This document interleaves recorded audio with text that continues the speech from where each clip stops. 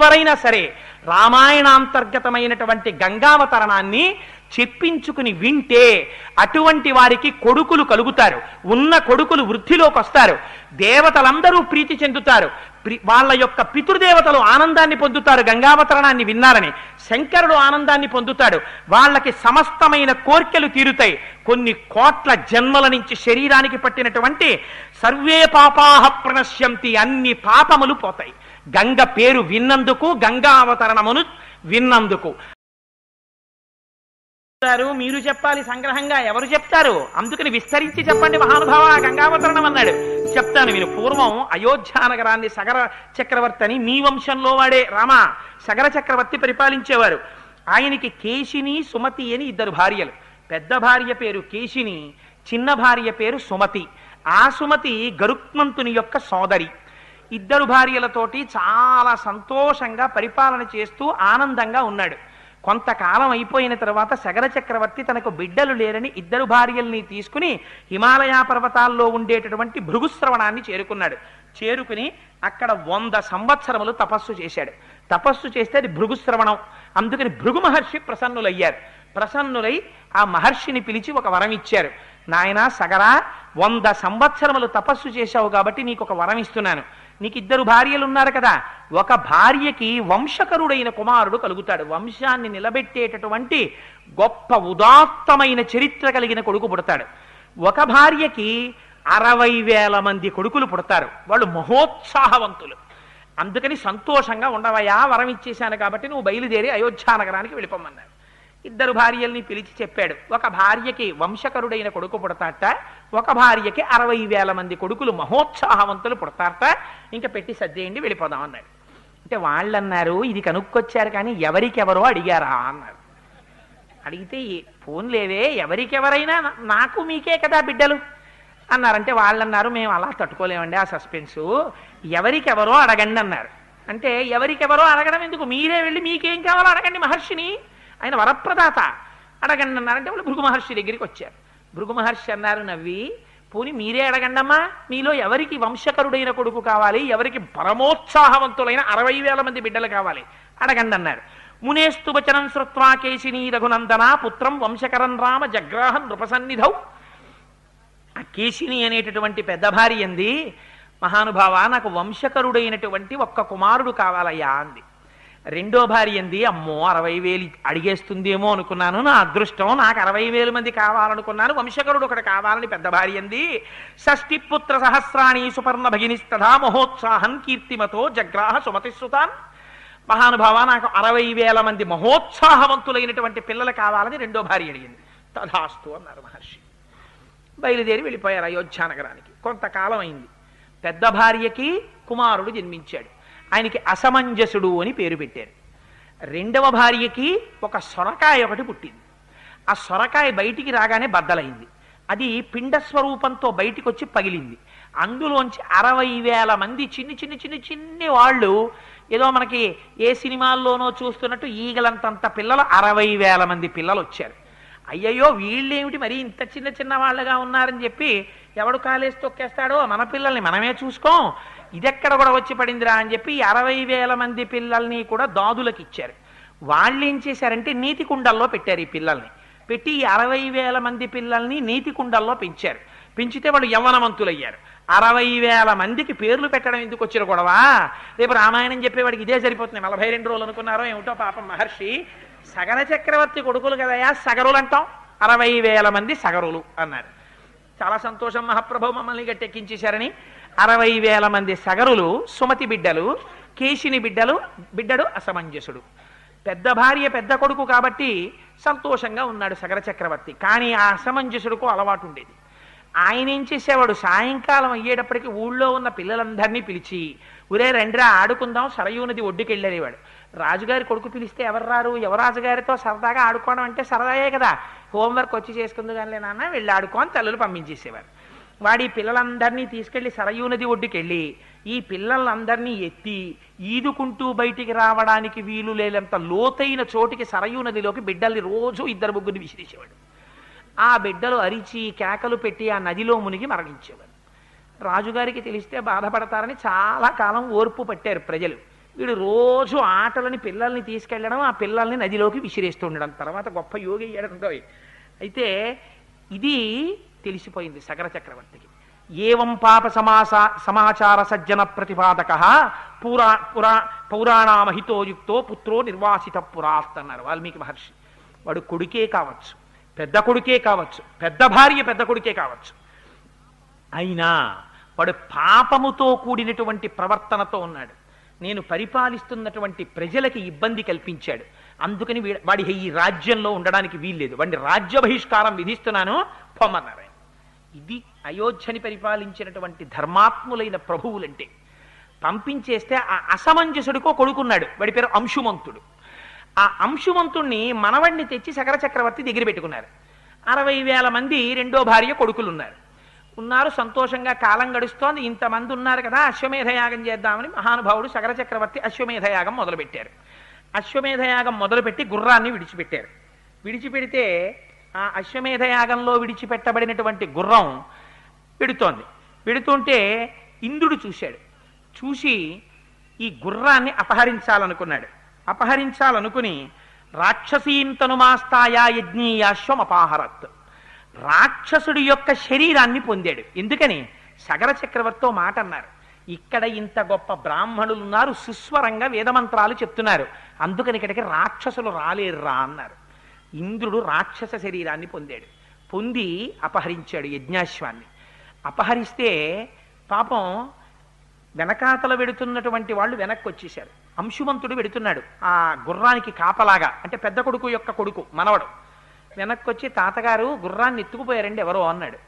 అంటే ఆయన అన్నాడు, ఆ యజ్ఞం చేయిస్తున్న వాళ్ళు అన్నారు, యజ్ఞాశ్వం కానీ అపహరింపబడితే యజ్ఞంలోంచి ప్రతికూల ఫలితాలు వస్తాయి, దారుణమైన ఫలితాలు వస్తాయి, అందుకని గుర్రం తిరిగి రావాలి, అందుకని నువ్వేం చేస్తావో మాకు తెలియదు, నువ్వు అలా దీక్షలో ఉండి ఆ గుర్రం వెనక్కి వచ్చేటట్టు చూడన్నారు. అంటే ఆయన అన్నాడు, 60,000 మంది కొడుకుల్ని పిలిచాడు. ఒరే మీరు సగరులు ఉన్నారు కదా, యోజనాయామ విస్తారమేకైకో ధరణీతలం బిబిధు పురుష వ్యాఘ్ర వజ్రస్పర్శ సమైర్నఖైహి అన్నాడు. భూమి 60,000 యోజనాలుంది, మీ అందరూ తలకో యోజనం పంచేసుకోండి, పంచేసుకుని గోళ్లతో పెకలించేయండి, గోతులు పెట్టేయండి, ఎక్కడో అక్కడ ఎవడో ఒకడు దాచి ఉంటాడు, భూమి తప్ప ఎక్కడ దాస్తాడు, అందుకని 60,000 యోజనాలు వెతికేయండి, ఎక్కడైనా అడుగున కానీ గోతుల్లో కానీ దాచాడేమో భూమిని తవ్వేయండి అన్నాడు. వాళ్ళకి వజ్రాలు లాంటి గోళ్ళు ఉన్నాయి, వాళ్ళు భూమికి గోతులు పెట్టి వెతికేశారు. వెతికేస్తే భూమి అంతా గోతులు పడిపోతోంది, అడ్డొచ్చిన ప్రాణులు అన్నీ చచ్చిపోతున్నాయి. వాళ్ళు పాతాళం వరకు తవ్వేస్తున్నారు. తవ్వేస్తుంటే ఇది ఇన్ని ప్రాణులు చచ్చిపోతున్నాయని దేవతలందరూ ఆశ్చర్యపోయారు. ఆశ్చర్యపోయి అందరూ కలిసి మళ్ళీ చతుర్ముఖ బ్రహ్మగారి దగ్గరికి వెళ్ళారు. చెప్పాను కదా, ఆయన కన్సల్టెంట్ ఫిజిషియన్ పాపం, ఆయన దగ్గరికి మళ్ళీ వెళ్ళారు. వెళ్ళి భగవన్ పృథివీ సర్వా ఖన్యతే సకలాత్మజై బహవశ్చ మహాత్మానో హన్యంతే తలవాసిన. ఈ సగరులు భూమిని తవ్వేస్తుంటే ప్రాణులన్నీ చచ్చిపోతున్నాయి, వాళ్ళు ఉగ్రరూపాలతో తవ్వుతున్నారు, ఏం చెయ్యమంటారని అడిగారు. అడిగితే బ్రహ్మగారు అన్నారు, ఒరే మీరేం బెంగబెట్టుకోకండి, ఈ భూమి అంతా ఎవరిది? శ్రీ మహావిష్ణువుది, ఆయన రక్షించుకోవలసినటువంటి వాడు, స్థితికారుడు కనుక. ఇప్పుడు శ్రీ మహావిష్ణువు ఈ భూమండలం మీదే ఉన్నారు. ఎక్కడున్నారో తెలుసా? కాపిలం రూపమాస్తాయ ధారయత్య నిశంధరాం తస్య కోపాగ్నినా దగ్ధా భవిష్యంతి నృపాత్మజాహ. వాళ్ళకి పుట్టుకతోటే అల్పాయుర్దాయం, వాళ్ళు ఎక్కువ కాలం బతకరు, వాళ్ళు వెళ్ళిపోతారు. కపిల మహర్షి ఉన్నారు, పాతాళ లోకంలో ఉండి తపస్సు చేసుకుంటున్నారు ఆయన. అందుకని వీళ్ళు తవ్వుతూ కపిలుడి దగ్గరికి వెడతారు. ఆ కపిలుడు వీళ్ళని చంపేస్తాడు. మీరేం బెంగ పెట్టుకోకండిరా, వెళ్ళండి. ఆ తవ్వుతూ వాళ్ళు పోతారు, ఇంకెంతో కాలం ఉండరు, మీరు వెళ్ళండి అన్నారు. అనేటప్పటికీ దేవతలందరూ బయలుదేరి వెనక్కి వెళ్ళిపోయారు. వీళ్ళు పాపం తవ్వేశారు, ఎక్కడా కనపడలేదు. కనపడకపోతే వెనక్కి వచ్చేసారు. వెనక్కి వచ్చి తండ్రికి చెప్పారు, నాన్నగారు 60,000 యోజనాలు తవ్వేశాం కానీ ఎక్కడా మాకు గుర్రం కనపడలేదు, ఏం చేయమంటారన్నారు. మీరు ఏం చేస్తారో నాకు అనవసరం, పాతాళం వరకు తవ్వేసేయండి, పాతాళాన్ని కూడా తవ్వేసేయండి, ఎక్కడో అక్కడ ఉంటుంది గుర్రం తేకపోతే నేను దీక్షలోంచి బయటికి రాకూడదు, మీరు మళ్ళీ వెళ్ళండి అన్నాడు. అనేటప్పటికీ పాపం ఈ 60,000 మంది మళ్ళీ వెళ్ళారు. వెళ్ళి పాతాళం వరకు తవ్వేశారట. తవ్వేస్తే ఆశ్చర్యకరమైనటువంటి విషయం ఏమిటంటే, వాళ్ళకి అలా తవ్వుతూ వెడుతుంటే తూర్పు దిక్కున తవ్వుకుంటూ వెళ్ళిపోయారు. వెళ్ళిపోతే దిశాగజం విరూపాక్షం ధారయంతం మహీతలం, అక్కడ ఒక పెద్ద ఏనుగు కనపడింది, దాని పేరు దిశాగజం. అది భూమిని తూర్పు దిక్కున తన యొక్క కుంభస్థలం మీద పెట్టి మోస్తోంది. భూమి మీద పాపం ఎక్కువైపోతే ఆ ఏనుగు మొయ్యడానికి అసహ్యం వేసి, భూభారం ఎందుకు పెరుగుతుందంటే పాపం వల్ల, పెరిగిపోతే ఆ ఏనుగు బరువు ఎక్కువై ఓసారి ఇలా కదుపుతుంది కుంభస్థలాన్ని, అప్పుడు భూకంపాలు వస్తాయింది రామాయణం. అందుకని దిశాగజం మోస్తోంది ఆ కుంభస్థలం మీద. దాన్ని చూసి వాళ్ళు ప్రదక్షిణం చేశారు. ప్రదక్షిణం చేసి అక్కడి నుంచి తూర్పు దిక్కు నుంచి ఉత్తర దిక్కుకు వెళ్ళారు.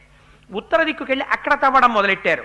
మహాపద్మం మహాత్మానం సుమహత్ పర్వతోపమా, పర్వతం అంత పెద్ద ఏనుగుంది, దాని పేరు మహాపద్మం. అది దక్షిణ దిక్కున భూమిని మోస్తోంది కుంభస్థలం మీద. దానికి ఇది అలవాటు. పాపం పెరిగితే అది కదుపుతుంది, అప్పుడు దక్షిణాన భూకంపాలు వస్తాయి, సునామీలు వస్తాయి. అందుకని అది అక్కడ మోస్తోంది. అక్కడి నుంచి పడమర దిక్కుకు వచ్చారు. వచ్చేటప్పటికి దిశాగజం సౌమనసం దదృశిస్తే మహాబలాహ, అక్కడ సౌమనసము అనబడేటటువంటి ఏనుగు మోస్తోంది. దాన్ని చూశారు, దానికి ప్రదక్షిణం చేశారు, అక్కడా కనపడలేదు. ఉత్తర దిక్కుకు వచ్చారు.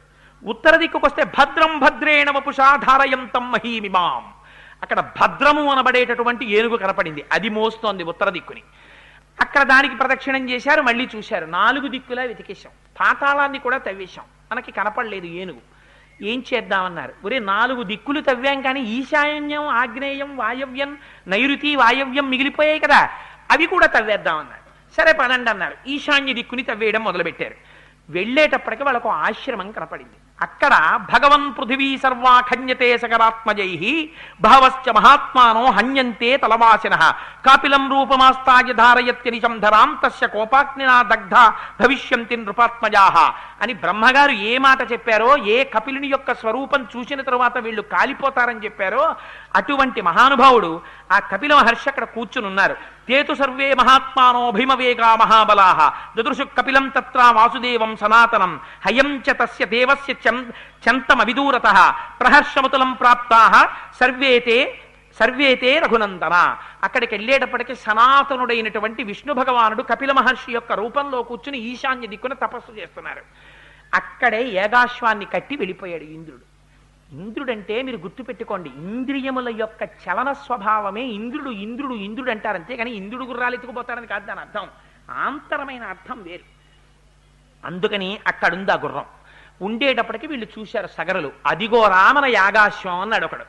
ఊరే ఇక్కడ కట్టేసి ఉందంటే ఈయనే ఎత్తుకొచ్చాడు రా అన్నాడు. ఆవేశం ఎంత పని చేస్తుందో చూడండి. గబగబా చెట్లు పీకారు, గొడ్డళ్ళు పట్టుకున్నారు, కత్తులు పట్టుకున్నారు, గుణపాలు పట్టుకున్నారు, తట్టలు పట్టుకున్నారు, కొట్టండి రా వీడిని అన్నారు అని పరిగెత్తారు. తపస్సు చేస్తున్నటువంటి కపిల మహర్షి ఒక్కసారి కళ్ళు తెరిచి చూశారు. శ్రుత్వాతు వచనం తేషాం కపిలో రఘునందన రోషైన మహితావిష్టో హుంకారమకరోత్తదా భస్మరాశి కృతా సర్వే కాకుచ్చ సకరాత్మజా. ఎప్పుడైతే 60,000 మంది తన మీదకొచ్చేస్తున్నారో పాపచింతనతో దుర్మేధులై తాను చెయ్యని పాపము తన కంటగట్టి వస్తున్నారని గ్రహించారు కపిల మహర్షి. ఒక్క హుంకారం చేశారు, హాయ్ అని ఒక్క అరుపరిచారంతే. అరిచి చూసేటప్పటికి 60,000 మంది బూడిద కుప్పలై పడిపోయారు. పాపం అక్కడ సగర చక్రవర్తి అలా కూర్చున్నాడు దీక్ష పట్టి. ఎన్నేళ్ళైనా వీళ్ళు రారు వెనక్కి. ఏమిట్రా వీళ్ళు ఎంతకీ రావట్లేదని అంశుమంతుడిని పిలిచాడు మనవణ్ణి. ఊరే నువ్వు వెళ్ళి చూసి రారా అన్నాడు. అంశుమంతుడు వెళ్ళాడు. మళ్ళీ ఆయనకి కనబడ్డాయి ఏనుగులన్నీ. ప్రదక్షిణం చేశాడు, నమస్కారం చేశాడు. మా గుర్రం ఎక్కడుంది, మా బాబాయిలు ఎక్కడున్నారన్నాడు. నీకు కనపడతాయిలే వెళ్ళన్నారు. ఈశాన్య దిక్కుకు వచ్చిన తర్వాత ఈ భస్మరాశులన్నీ కనపడ్డాయి. ఏడ్చాడు. అయ్యో నా పినతండ్రులందరూ మూకుమ్మడిగా ఏకకాలమునందు మరణించారు అని కపిల మహర్షికి నమస్కారం చేసి, ఉత్తర క్రియలు జరగలేదు, వీళ్ళు బాధపడుతూ ఉంటారని గబగబా వెళ్ళి నీళ్లు తీసుకొచ్చి ఆ జలప్రదానం చేద్దామని చెప్పి ఆ నీళ్లు పట్టుకొద్దామని వెడుతున్నాడు.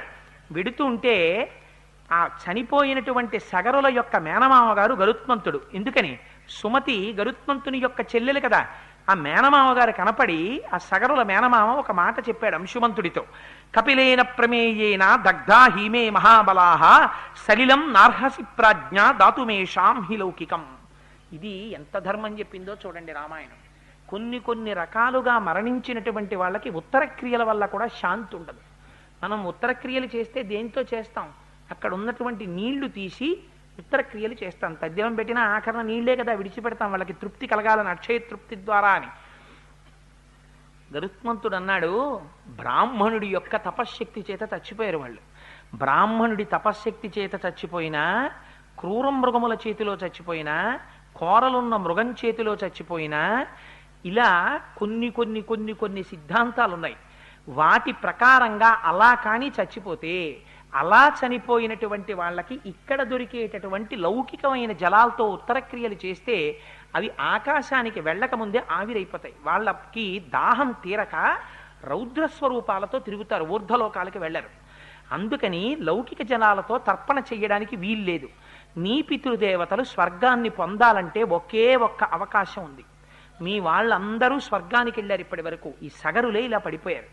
అందుకని నువ్వేం చేస్తావంటే దేవలోకంలో గంగ ప్రవహిస్తోంది, ఆ గంగ ప్రవహించి వచ్చి వీళ్ళ భస్మరాశుల నుంచి ప్రవహిస్తే వీళ్ళకి స్వర్గలోకం వస్తుంది. నీకేమైనా అవకాశం ఉంటే తీసుకురా అన్నాడు. అంటే ముందు గుర్రాన్ని పట్టుకెడదామని కపిల మహర్షికి నమస్కారం చేసి గుర్రం పట్టుకెళ్ళాడు. తాతగారికి చెప్పాడు, తాతగారు నా పినతండ్రులందరూ భస్మరాశులు అయిపోయారండి కపిల మహర్షి తీర్చిలో అని. అంటే ఆయన చాలా దుఃఖించాడు. యాగం పూర్తి చేశాడు.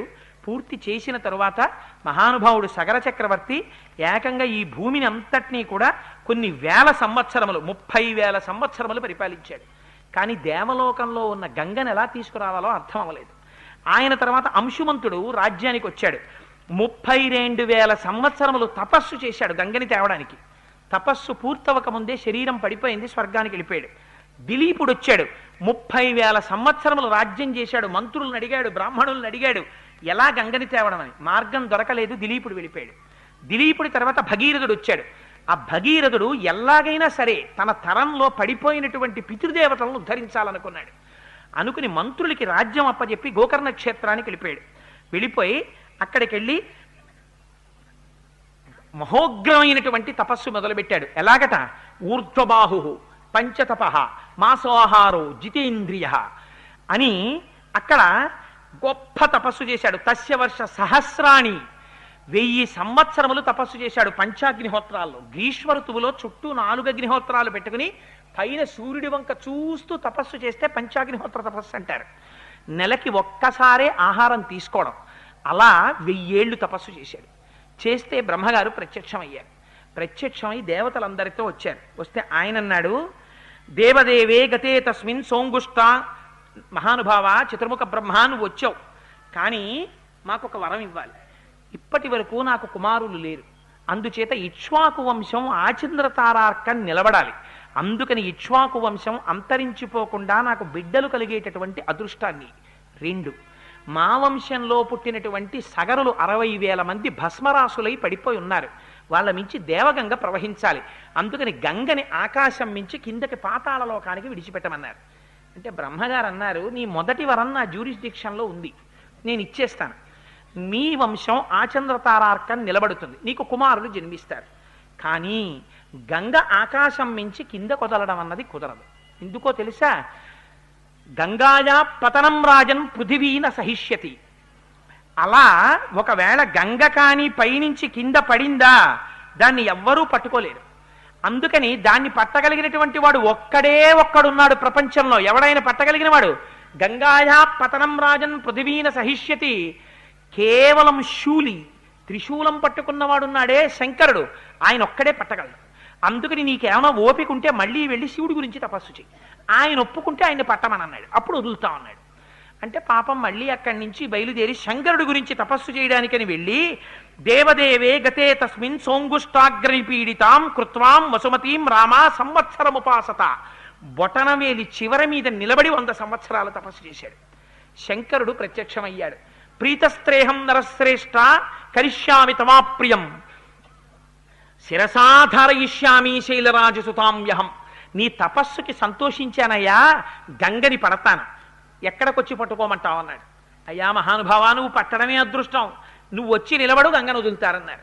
హిమాలయ పర్వతాల దగ్గరికి వచ్చి అక్కడికొచ్చి 2 చేతులు ఇలా నడుం మీద వేసుకుని 2 కాళ్ళు ఎడంగా చాపి కపర్ది అంటారు, పెద్ద జటాజూటాన్ని విప్పి శంకరుడు నిలబడి ఆకాశం వంక చూస్తున్నాడు. గంగ పడాలి. గంగ అనుకుందిట, ఏమిటో పిచ్చాడు, ఓ జటాజూటం ఒకటి పెట్టుకుని ఓ జింక చర్మం ఒకటి కట్టుకుని 2 కాళ్ళు జాపి ఇలా నించున్నాడు. చెప్తా ఈయన పని. ఇలా వచ్చి నించున్నాడు కదా, ఏం చేస్తాను? అచింతయచ్చసాదేవి గంగా పరమదుర్ధర విషామ్యహం హి పాతాళం శ్రోతసాగహ్య శంకరం. పైనుంచి కింద పడ్డం కాదు ఈయన తల మీద, ఈయన్ని కూడా పాతాళానికి ఈడ్చుకుపోతానంది. అంటే శంకరుడికి తెలియదు, ఆయన త్రినేత్రుడు, ఆయనకి అన్నీ తెలుసు ఎవడు ఏ అహంకారంతో ఉన్నాడో. ఆయన అనుకున్నట్ట, ఓహో గంగా ఎంత అహంకరిస్తున్నావే, చూడు నీ పని చెప్తాను అనుకున్నాడు. అని పెద్ద జటాజూటాన్ని పెంచాడు. సాకదం జన్మహీం గంతుం నశక్నోద్యస్తమాత్తిత నైవ నిర్గమనం లేభే జటామండల మోహిత. అలా పడుతూనే ఉంది గంగ ఆకాశంలోంచి. సంవత్సరం అయింది, చుక్క కింద పడదు. ఆ జటాజూటంలో తిరుగుతోంది. జటాటవీ గలజ్జల ప్రవాహ పావిత స్థలే గళే వలంబ్యలంబితాం భుజంగతుంగ మాలికాం ఢమఢమఢమఢమద్దనాదమడ్డవర్వయం చకార చండ తాండవం తనోతు న శివ శివం. జటాకటాహ సంభ్రమ భ్రమ నిలింప నిర్జరీ విలోల వీచి వల్లరి విరాజమాన మూర్ధని ధగద్ధగద్ధగద్ధగజ్వలల్లలాట పట్టపావకే కిశోర చంద్రశేఖరే రతి ప్రతిక్షణం మమ ప్రపుల్ల నీల పంకజ ప్రపంచకాలి మచ్చటా విడంబికంఠ కంధరా రుచి ప్రబద్ధ కంధరా స్మరచ్చిదం పురచ్చిదం భవచ్చిదం మఖచ్చితం గజచ్చిదంత ఖచ్చితం తవంత ఖచ్చితం భజే అగర్వ సర్వమంగళా కళాకదంబ మంజరీ రసప్రవాహ మాధురీ విజృంభణా మధువ్రతం స్మరాంతకం పురాంతకం భవాంతకం మఖాంతకం గజాంధకాంతకాంతకం తవంతకాంతకం భజే అని రావణాసురుడు స్తోత్రం చేస్తాడు. ఆయన తాండవం చేస్తుంటే బిందెలో నీళ్లు తిరిగినట్టు తిరుగుతుంటుంది ఆ గంగ. సంవత్సరం పాటు ఉండిపోయింది ఆ జటాజూటంలో. ఉండిపోతే అయ్యా ఆవిడ అహంకారము బాగుంది, మీరు కట్టేయడము బాగుంది, మధ్యలో నేనుండిపోయాను, ఎప్పుడు పడతాయా చుక్కల కిందని అని పాపం మళ్ళీ తపస్సు మొదలెట్టాడు భగీరథుడు. మొదలు పెడితే శంకరుడు కరుణించాడు. ఇంతకాలం అహంకరించింది కదా, అందుకుని కట్టేశాను, బెంగ పెట్టుకోక వదిలేస్తున్నానన్నాడు అని జటాజూటంలోంచి కిందకు వదిలాడు. పరమ పవిత్రమైనటువంటి శంకరుడి యొక్క కపర్ది ఆయన యొక్క శిరస్సుని తగిలి కింద పడింది. అలా పడేటప్పుడు ఆ బిందు సరోవరంలోకి వదిలేశాట. వదిలేస్తే హ్లాదిని పావని నళిని అని 3 పాయలు కింద తూర్పుకి వెళ్ళిపోయింది. సుచక్షువు సీత సింధువు అని 3 పాయలు పడమటకి వెళ్ళిపోయాయి. 7వ పాయ భగీరథుడిని అనుసరించి వెళ్ళిపోతోంది. ముందు రథం మీద భగీరథుడు వెళ్ళిపోతున్నాడు, ఆ వెనకాతల గంగ వెళ్ళిపోతోంది. యతో భగీరథో రాజా తతో గంగా యశస్విని జగామ సరితా శ్రేష్ఠ సర్వపాప ప్రణాశిని. అదో ఆశ్చర్యకరమైన ఘట్టం. మీరు ఒకసారి మానసికంగా విజువలైజ్ చేయండి. హిమాలయ పర్వతాల మీద ఇలా శంకరుడు, ఆకాశంలోంచి గంగ, ఇక్కడి నుంచి కింద పడ్డం, 3 పాయలు అటు 3 పాయలు ఇటు, రథం మీద భగీరథుడు, ఆ వెనకాతల పరిగెడుతూ గంగ.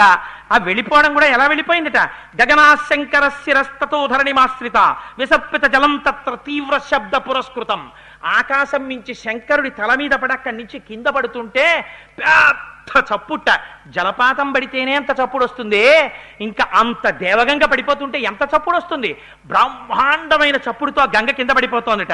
మత్స్య కచ్చప సంఘైశ్చ శింశుమార గణైస్తథ పతద్భి పతితైశ్చాశ్చ రేరోచత వసుంధర తతో దేవర్షి గంధర్వ యక్ష సిద్ధ గణస్తథ వ్యలోకయంతతే తత్ర గగనాబ్దాం గతాం తథా విమనైర్ నగరాకారై హయైర్ గజవరైస్తథ పారిప్లవ గతైశ్చాపి దేవతాస్తత్ర విష్ఠితాః క్వచిద్ ధృతతరం కుటిలం క్వచిదాయతం వినతం క్వచిదుద్ధూతం క్వచిద్యాతి శనైః శనైః.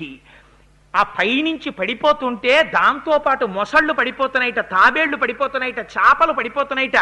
అవన్నీ పడిపోయి శంకరుడి తలకి తగిలి భూమి మీద పడిపోతున్నాయిట. పడిపోయి ఒక్కసారి స్పృహ కోల్పోయినట్టు అయిపోయి 7 పాయల్లో ఏదో ఒక పాయలో దూరిపోయి వెళ్ళిపోతున్నాయిట. మళ్ళీని ఏమిట్రా ఈ గంగావతరణం అని చెప్పి దేవతలందరూ వాళ్ళ వాళ్ళ వాహనాల మీద వచ్చి ఆకాశం అంతా నిలబడిపోయారట. నిలబడిపోవడంలో వాళ్ళు పెట్టుకున్నటువంటి ఆభరణముల కాంతి చేత ఒకేసారి ఆకాశం అంతా 1,000,000 సూర్యులు ఉదయించినటువంటి కాంతి వచ్చేసిందిట. ఉరే దేవగంగ భూలోకం మీద పడిందిరా అని పాపం చేసిన వాళ్ళందరూ వచ్చి అందులో మునకేసారట. వాళ్ళ పాపాలన్నీ పోయి మళ్ళీ వాళ్ళందరూ స్వర్గానికి వెళ్ళిపోతున్నారట. నిలబడ్డ వాళ్ళు కొందరు, పైకి పోతున్న వాళ్ళు కొందరు, కిందకొచ్చి చూస్తున్న వాళ్ళు కొందరు. ఏమో అంత దూరం వెళ్ళి అక్కడ స్నానం చేయడం ఎందుకు, ఇక్కడికెళ్ళి ఇలా చల్లుకున్నా చాలు అని చెప్పి భవాంగ పతతంతోయం పవిత్ర వితిపస్పృశో. కొందరు శంకరుడి కాళ్ళ దగ్గరికి వెళ్ళి నించున్నారట. ఏమి శంకరుడి స్వరూపం రా, మహానుభావుడు చూడండి రా, పాదాల దగ్గర నుంచి మెరిసిపోతున్నాడు రా తెల్లగా. ఆ గంగ ఆయన శరీరం నుంచి పడిపోతుంది రా. భవాంగ పతితంతోయం, శంకరుడి యొక్క శరీరానికి తగిలి కింద పడుతోంది ఈ గంగ అని ఆయన పాదాల దగ్గర పెట్టేట. బుర్ర పెడితే పగిలిపోతుంది, ఎందుకని అంత ధార. అందుకని ఇలా నీళ్లు తీసి తల మీద జల్లేసుకుంటున్నారట కొంతమంది. భవాంగ పతితంతోయం పవిత్ర వితిపస్పృశు. అలా చల్లుకోగానే పాపాలు పోయి ఊర్ధ్వలోకాలకు వెళ్ళిపోతున్నారట. మరికొంతమంది చాలా పాపం ఉన్నవాళ్ళు, ఎక్కడెక్కడో ఉన్నవాళ్ళు పరుగు పరుగున వచ్చేసి ఆ పాయల్లోకి వెళ్ళి స్నానం చేయగానే పాపాలు పోయి ఊర్ధ్వలోకాలకు వెళ్ళిపోతున్నారట. ఒక పక్క నుంచి ఈ నదిలో వెళ్ళిపోతున్నటువంటి రకరకాలైనటువంటి జంతువుల యొక్క సమూహాలు, దేవతలు అందరూ వచ్చి నిలబడి చూస్తుంటే ఈ గంగ యొక్క శబ్దం, ముందు భగీరథుడు, వెనక పెద్ద పాయ, భగీరథుడి సంతోషం, పరుగు పరుగు పరుగు పరుగున గంగ భూలోకం నుంచి పాతాళలోకం వైపుకి వెళ్ళిపోతున్నారు. వెళ్ళిపోతుంటే అక్కడ జహ్ను మహర్షి తపస్సు చేస్తున్నటువంటి ఆశ్రమం ఉంది. దాని పక్క నుంచి భగీరథుడు వెళ్ళిపోయాడు. గంగ కూడా అలా సన్నగా వెళ్ళిపోతుంది. ఏమిటి, ఒక చోట విస్తృతంగా పరిగెడుతోంది, ఓ చోట సన్నగా పరిగెడుతోంది, ఓ చోట నురుగులతో పరిగెడుతోంది, ఓ చోట పైనుంచి కిందకి పడి పైకి లేస్తోంది. ఇలా కృష్ణానది శ్రీశైలంలో హైడ్రో పవర్ ప్రాజెక్టులో ఇలా పడి ఇలా పైకి లేస్తుంటుంది, అలా పైకి లేస్తోంది. ఓ చోట ఇటువైపు నుంచి వచ్చి ఇటువైపు వచ్చిన పాయలు గుద్దుకుంటున్నాయి. అంత చిత్ర విచిత్రంగా గతులతో వెళ్ళిపోతోందిట. రంగతుంగ తరంగ సంఘములతో రంజిల్లు ఘోషంబుతో బంగారంబగు పొంగుతో నురగతో పువ్వాట తుంపర్లతో భంగుల్ సల్పుచు జంఘలించుచు నభోభాగము నుండి జారన్ గంగమ్మను దల్చితే శిరమునన్ రంజిల్లుతున్ శంకర అంటారు. నురగతో తుంపర్లతో గంగ పడిపోతోంది శంకరుడి మీద. స్నానం అయిపోతోంది మహానుభావుడికి. పరవశించిపోతున్నారు అందరూ. ఈ జహ్ను మహర్షి తపస్సు చేస్తున్నటువంటి యజ్ఞవాటికిని ముంచెత్తి పట్టుకెళ్ళిపోయింది. తపస్సు చేసుకుని యజ్ఞం చేస్తున్నటువంటి జహ్ను మహర్షి ఆశ్చర్యపోయాడు. ఎవడు రా నా యజ్ఞవాటికిని ముంచెత్తినవాడని చూశాడు. గంగ వచ్చేస్తోంది. కోపం వచ్చి ఒక్కసారి గంగనంతటిని తీసి ఔపోసలు పట్టేశాడు. ఒక్కసారి ఇలా చూస్తుండగా మంచి సినిమా కరెంటు పోయినట్టు అన్నీ అయిపోయింది. గంగ భగీరథుడు ఏది వెనకాల ఇంత చప్పుడని చూశాడు. ఏముంది, ఏం లేదు, అంతా ఎడారి. అయ్య బాబోయ్ అని మళ్ళీ పరిగెత్తుకొచ్చాడు. ఏమైంది మహాప్రభో అన్నాడు. తాగేశారు జహ్ను మహర్షి అన్నాడు. ఇంకెక్కడ గంగ అన్నారు. అనేటప్పటికి మళ్ళీ ఆయన కాళ్ళ మీద పడిపోయాడు. పడిపోవడం ఏంటి, దేవుడు ఇలా ఎలా తాగేశాడని దేవతలందరూ మళ్ళీ చూడండి. ఇక్కడెక్కడ మనం ఏదో చూస్తుంటాం, అక్కడెక్కడ సినిమా యాక్టర్ వచ్చాడని అనుకోండి, అక్కడ పరిగెడతాం. ఉరే అక్కడ జహ్ను తాగేశాట గంగ అన్నారు. మళ్ళీ వీళ్ళందరూ పరిగెత్తుకుంటే అక్కడికి వెళ్ళిపోయారు. ఉరే ఏం తాగేశాడు రా మహానుభావుడు, ఇంత గంగా ఒక్కడ తాగేశాడు రా, ఆయన కాళ్ళ మీద పడిపోయారు. పడిపోయి అక్కడ పూజలు మొదలెట్టారు. జహ్నువా నువ్వు రా నాయనా గొప్పవాడి అని. పాపం ఆ భగీరథుడు వెళ్ళి, మహాప్రభో ఆయనేమో జటాజూటంలో కట్టేశాడు, ఏడాది తర్వాత వదిలేడు, నువ్వేమో మళ్ళీ నువ్వు తాగేశావు, నన్ను అనుగ్రహించవయ్యా బాబు, మా పితరులు బూడిద కుప్పలై కింద పడి ఉన్నారు అంటే పాపం జహ్నువు సంతోషించాడు. తస్మాత్ జహ్ను సుతా గంగా జాహ్నవి పృతి చే శుభ. మళ్ళీ అయితే విడిచిపెట్టేస్తున్నాను తన చెవుల్లోంచి బయటకు వదిలేశాడు. అందుకే ఇప్పుడైతే పూజల్లో ఆవలింతలు వస్తే ఒకసారి కుడి చెవి మీద చెయ్యేస్తారు. గంగ ఇక్కడ ఉంటుంది కాబట్టి స్నానం చేసిన ఫలితమని. అంటే అస్తమానం ఆవలించి చెయ్యేసుకోమని కాదు. ప్రమాదం వస్తే ప్రమాదకరంగా ఆవలింత వస్తే ధ్యానం చేసేటప్పుడు ధ్యానంలాగే ఉండాలని నిష్ఠ, ఉత్సాహంగా ఉండాలి. అందుకని ఆ చెవుల్లోంచి విడిచిపెట్టేశాడు. జహ్నువు యొక్క చెవుల్లోంచి బయటికి వచ్చింది కాబట్టి జాహ్నవి అని పేరెట్టుకుంది. ఇప్పుడు ఎన్ని పేర్లు ఇప్పటికీ? జాహ్నవి అని పేరెట్టుకుని మళ్ళీ ముందుకెళ్ళింది. ఆ ముందు భగీరథుడు ఎడుతున్నాడు, మళ్ళీ వెళ్ళింది, పాతాళలోకానికి వెళ్ళిపోయింది. వెళ్ళిపోయి ఒక్కసారి ఆ బూడిద కుప్పల నుంచి ఒక్కసారి ఒక్క ఉదుటున ప్రవహించింది. గంగ తగలగానే ఇంత పాపం చేసినటువంటి వాళ్ళు కూడా గభాలన స్వర్గంలోకి వెళ్ళిపోయారు. వెళ్ళిపోగానే చతుర్ముఖ బ్రహ్మగారు వచ్చాడు. ఉరే నాయనా, నువ్వు సాధించిన విజయం సామాన్యమైన విజయం కాదు, పరమాద్భుతమైనటువంటి విజయం. ఎక్కడ దేవగంగా, ఎక్కడ పాతాళం. అందుకని అక్కడుంటే మందాకిని అని పిలుస్తారు. భూమి మీద ఉన్నప్పుడు భాగీరథి అని పిలుస్తారు. భగీరథుడు తీసుకొచ్చాడు కాబట్టి భూమి మీదకి భాగీరథి అని పేరు. అసలు నిజంగా కాశీ విడితే అమ్మా వెంకయ్యమ్మ గారు ఆ సైకతం మీద కూర్చుని గంగా అవతరణం చెప్పుకోవాలి. అందుకని అదిగో ఆ మహానుభావుడు భూమి మీద ప్రవహించింది కాబట్టి ఆయన పేరు మీద భాగీరథి అయింది. అక్కడి నుంచి పాతాళలోకానికి వెళ్ళిపోయింది కాబట్టి భోగవతి అయింది. 3 లోకాల్లో ప్రవహించింది కాబట్టి 3 పేర్లతో ఉంది కాబట్టి రామాదిరికి త్రిపదగా అని పేరు వచ్చింది. అందుకని బ్రహ్మగారు వరం ఇచ్చాడు. వీళ్ళ వంశం వాళ్ళందరూ స్వర్గాన్ని పొందారు. రామా నీకొక్క విషయం చెప్తున్నాను విను. ధన్యం యశస్యమాయుష్యం పుత్ర్య స్వర్గమతీవచ యః శ్రావయతి విప్రేషు క్షత్రియేష్వితరేషు చ ప్రీయంతే పితరస్తస్య ప్రీయంతే దైవతాని చ ఇదమాఖ్యానమవ్యగ్రో గంగావతరణం శుభం యః శృణోతి చ కాకుత్స సర్వాన్ కామనవాప్నుయాత్ సర్వే పాపాః ప్రణశ్యంతి ఆయుః కీర్తిశ్చ వర్ధతే. చాతుర్వర్ణముల వాళ్ళు ఎవరైనా సరే రామాయణాంతర్గతమైనటువంటి గంగావతరణాన్ని చెప్పించుకుని వింటే అటువంటి వారికి కొడుకులు కలుగుతారు. ఉన్న కొడుకులు వృద్ధిలోకి వస్తారు. దేవతలందరూ ప్రీతి చెందుతారు. వాళ్ళ యొక్క పితృదేవతలు ఆనందాన్ని పొందుతారు గంగావతరణాన్ని విన్నారని. శంకరుడు ఆనందాన్ని పొందుతాడు. వాళ్ళకి సమస్తమైన కోర్కెలు తీరుతాయి. కొన్ని కోట్ల జన్మల నుంచి శరీరానికి పట్టినటువంటి సర్వే పాపాః ప్రణశ్యంతి, అన్ని పాపములు పోతాయి గంగ పేరు విన్నందుకు, గంగా అవతరణమును విన్నందుకు. అంత పరమపావనమైన ఆఖ్యానాన్ని రామా ఇవాళ నీకు చెప్పానయ్యా అన్నారు. పరవశించిపోయి రామచంద్రమూర్తి సంతోషంగా గంగా నది వంక చూశారట. ఈ ఆఖ్యానంతో, ఈ గంగావతరణంతో ఇవాల్టి రోజుని పూర్తి చేద్దాం.